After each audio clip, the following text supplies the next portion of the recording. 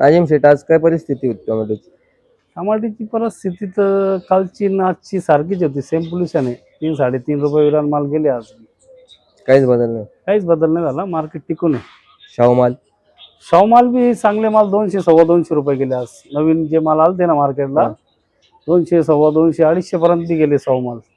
म्हणजे थोडीफार सुधारणा झाली. सुधारणा आहे. शाहू माल कमी झाले मार्केटला. लोकांनी मध्ये बाजार कमी झाली ना, सोडून दिले ते शाहू माल. तो ज्यूसला 100 येऊ राहिला निम्मा, पण जे आता नवीन माल येऊ राहिले ना ते 200 रुपये, 250, 250 बी एक वक्कल गेला. टॉपचा वक्कल होता मोलचा. ज्यूसला माल आणते ते ओपते का?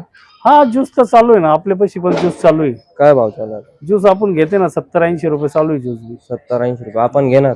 हा, आपण ज्यूस बी चालू आहे आपल्या दुकानावर, ज्यूस पण घेते आपण. आज आवक किती होती? आवक आज काय, असं समजा मालाची आवक कमी झाली संगमनेर मध्ये. 2-1 हजार गाडीची आवक असं ना, जास्त आवक नाही मला मार्केटला. ज्यूस जास्त येऊ राहिला, ज्यूसची आवक जास्त आहे. बंबई पोझिशन कसं आता? माल कसं लागतं मुंबईला तर विरांचे माल, भारी मालला बाजार आहे मुंबईला.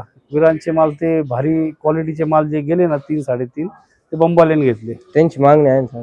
मुंबईवाल्याची मागणी चांगली आहे आपली पैशी, बंबावाले आहे ना.